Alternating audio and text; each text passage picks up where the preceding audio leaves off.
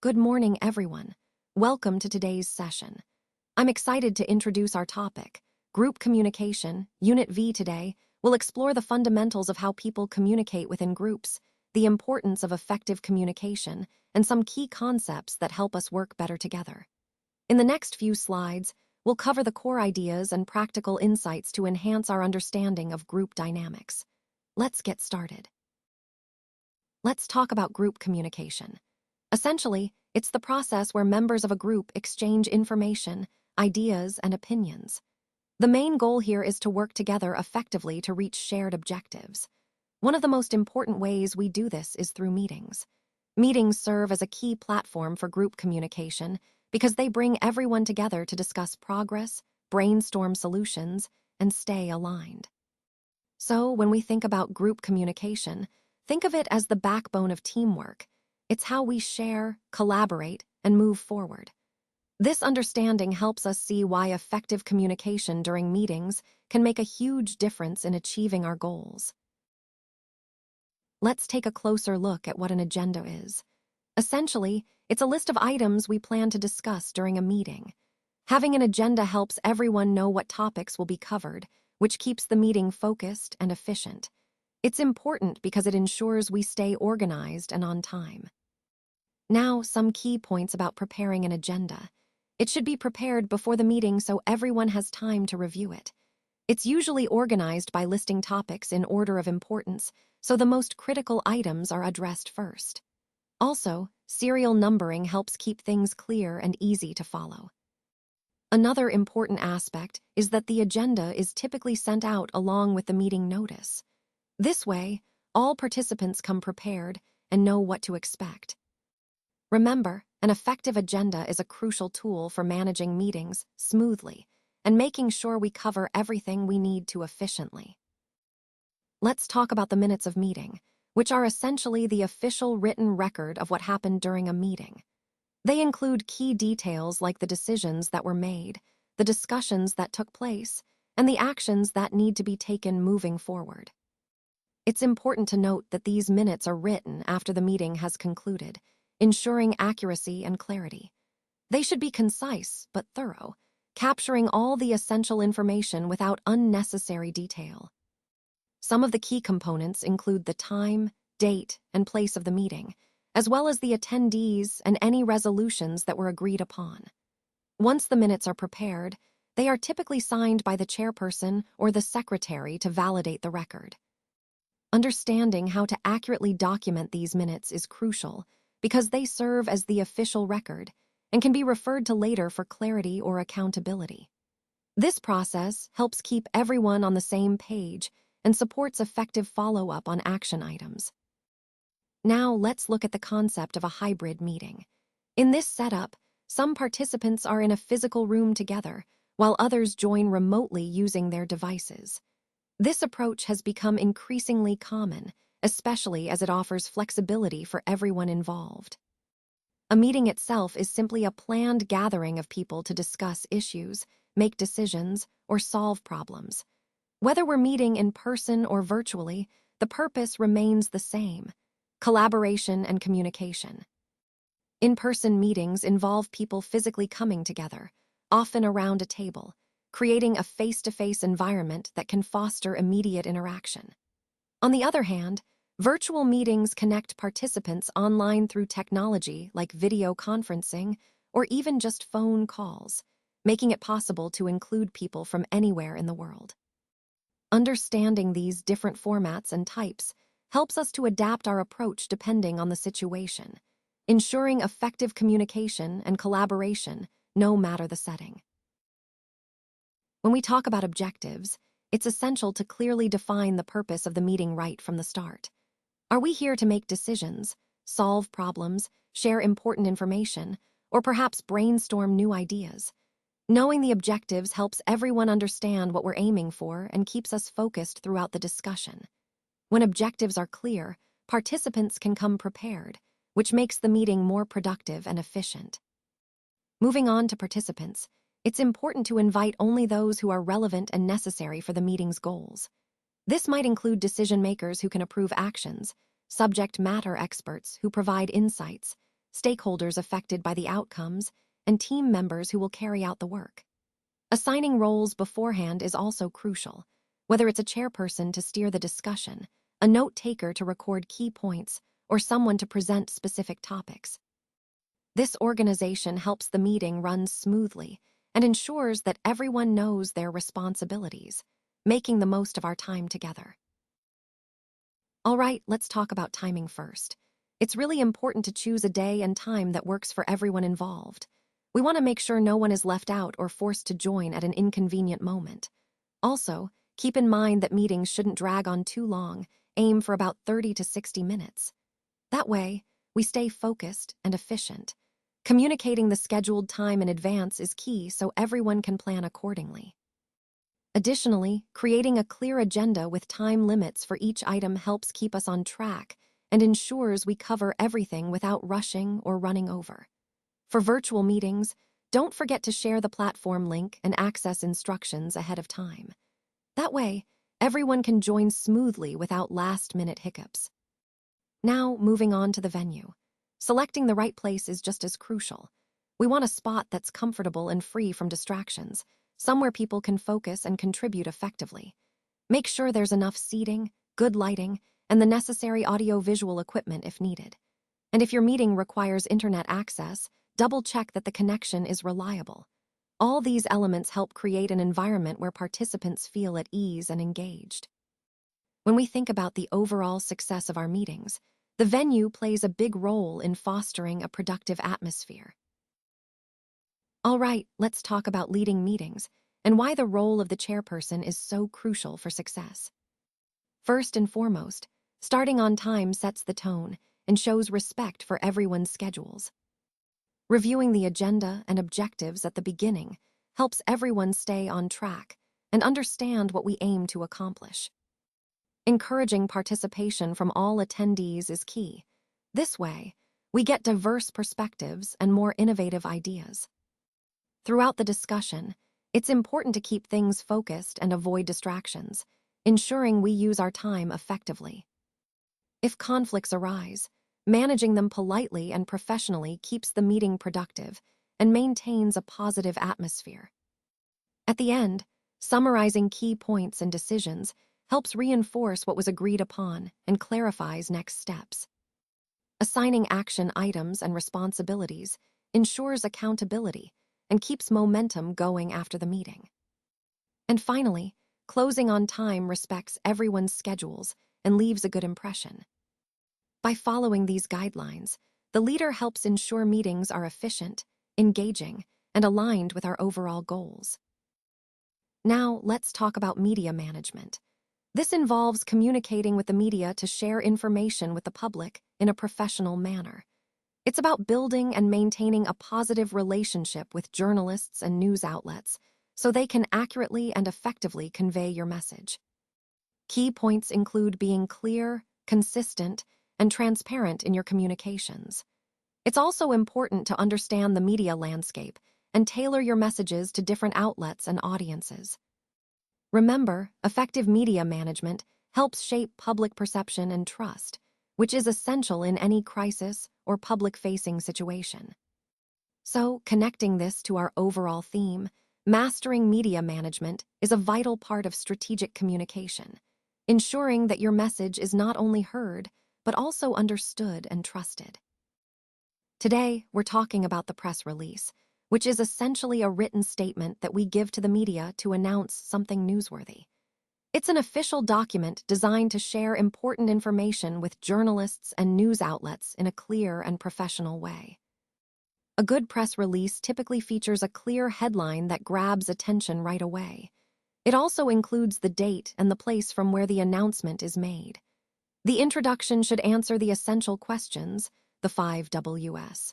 Who is involved, what is happening when it takes place, where it's happening, and why it's important. The body of the press release provides supporting details that help flesh out the story, giving journalists enough context to understand the significance of the news. Including quotes from key people involved adds credibility and a human touch to the story. Finally, it's crucial to include contact information, so that media outlets know who to reach out to for more details or interviews. Overall, a well-crafted press release is a vital tool for communicating news effectively, ensuring your message reaches the right audience in a professional and engaging manner. Let's walk through the key points for preparing an effective press release. First, the letterhead or organization details should be clearly displayed at the top, including our organization name, logo, address, phone number, website, and email. This helps establish credibility and makes it easy for journalists to contact us. Next, we include the phrase, "for immediate release." This signals to journalists that they can publish the news right away, ensuring timely dissemination. Then, we craft a short, catchy headline that summarizes the announcement in a compelling way. The headline should grab attention and convey the main news succinctly.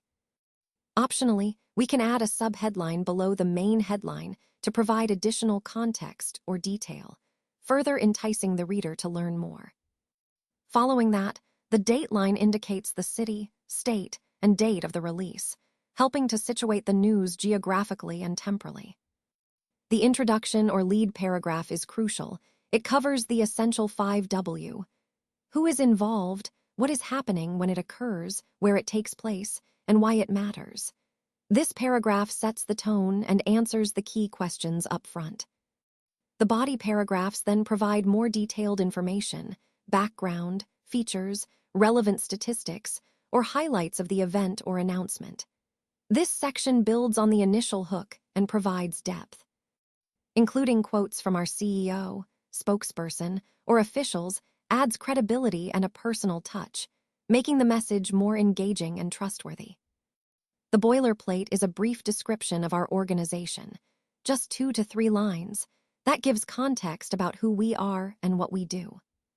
Finally, we include contact information, name, designation, phone number, email, and website, so journalists know exactly how to reach us for follow-up questions or interviews. Overall, these elements work together to create a professional, clear, and newsworthy press release that effectively communicates our message and supports our overall communication strategy. Today, I want to share some exciting news from Tata Motors. We've announced a strategic demerger of our passenger vehicles and electric vehicles businesses into a new, wholly owned subsidiary called Tata Motors Passenger Vehicles Limited, or TMPVL for short. This move, approved through the NCLT scheme, is all about sharpening our focus, increasing agility, and accelerating our EV growth for the long term. What does this mean? Well, the assets, liabilities, workforce, and contracts related to PV and EV will now shift to TMPVL. Importantly, our shareholders will keep the same proportion of ownership, so everyone stays invested in this new, more focused entity. TMPVL will take the lead in driving EV adoption, developing next-generation passenger vehicles, and forging global partnerships. We've also simplified the organizational structure to improve efficiency and create more value for everyone involved. Our leadership sees this as a major milestone. N. Chandrasekaran mentioned that it provides greater clarity, focus, and agility for the company. Girish Wagh added that both our commercial vehicles and passenger vehicle EV businesses can now unlock their full potential. Regarding what TMPVL will manage, it includes our popular lineup such as Nexon, Harrier, Safari, Punch, Tiago, Ultras, and our EV models like Nexon, EV, Tigger, EV plus future EV platforms. If you need more information, our corporate communications team is available via email at media@tatamotors.com or through our website at www.tatamotors.com. This move is aligned with our overall goal to lead in innovation and growth in the automotive industry, and we're excited about the future that this demerger will help us build. A press conference is a formal event where an organization or individual meets with journalists to share important announcements, news, or information. It's a key way to communicate directly with the media and, through them, reach the public. A news conference, which is a type of press conference, is typically a live event where a company representative or a notable figure makes a statement. After the initial announcement, they usually field questions from journalists to clarify details or provide additional context. The main purposes of a press conference are to communicate major updates, such as product launches, important decisions, managing crises, or sharing achievements. It also provides an opportunity to answer media questions, ensuring that the information shared is accurate and comprehensive. Ultimately, the goal is to make sure that the public receives correct and timely information, helping to shape the organization's message and maintain transparency. So, in the overall communication strategy, press conferences serve as a powerful tool to manage how information is delivered and understood. Let's take a closer look at the differences between a press conference and a press release. Starting with the nature of each, a press conference is a live media event where journalists are invited to ask questions and engage directly. In contrast, a press release is a written document shared with media outlets, conveying information in a one-way format. When it comes to communication type, press conferences facilitate two-way interaction, meaning there's room for questions and clarifications, while press releases are one-way, with no immediate cue and the purpose also varies. Press conferences are typically used for major announcements, clarifications, or managing crises, whereas press releases are more for routine updates, news, or launching new products. Regarding message control, press conferences offer less control because journalists can ask unpredictable questions, whereas with press releases, organizations have high control over the message content. Cost-wise, hosting a press conference can be more expensive due to venue, setup, and logistics, while producing a press release mainly involves drafting and distribution costs, generally much lower. Speed is another key difference. Press conferences are slower since they require planning and scheduling, but press releases can be sent out instantly, making them a quick way to disseminate information. Media coverage also varies. Press conferences' reach depends on journalist attendance, whereas press releases can potentially reach many outlets simultaneously. In terms of format, a press conference relies on verbal, spoken communication, enabling direct engagement, which is often more impactful. Press releases are written documents, usually resulting in less immediate interaction. Engagement levels are higher with press conferences because of the direct interaction and Q&A sessions, whereas press releases are more formal and one-directional. Finally, choosing between them depends on the situation. Press conferences are ideal for sensitive issues, big announcements, or crisis management, while press releases work well for regular updates, formal announcements, or distributing press notes. Recognizing these differences helps us select the most effective communication method based on our goals and the context.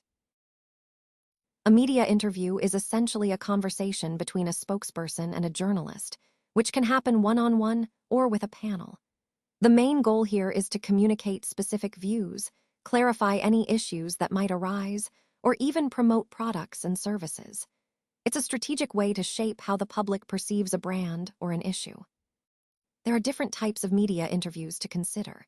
For example, TV interviews are very visual and can reach a large audience quickly. Radio interviews are more audio-focused, allowing for in-depth discussions. Print interviews appear in newspapers or magazines, providing a more permanent record. Online or podcast interviews are increasingly popular, offering flexibility and a wide reach across digital audiences. Understanding these types helps us tailor our messaging effectively. Whether it's a televised segment or a podcast discussion, each format has its unique strengths and considerations. This is a key part of our overall media strategy, ensuring that our message is clear and impactful across all platforms. A seminar is essentially an educational session that zeroes in on a specific topic. Usually, these are led by an expert or a few experts who guide the discussion or deliver a lecture. They tend to take place in academic or corporate settings, and because of the smaller group size, the focus remains quite targeted. The key features of seminars are that they are formal, often academic or professional in nature, and they are primarily speaker-led, meaning the audience interaction is somewhat limited. The main goals are to share knowledge, raise awareness, or enhance skills related to the topic at hand. So, overall, seminars serve as focused, professional environments for learning and exchanging expert insights.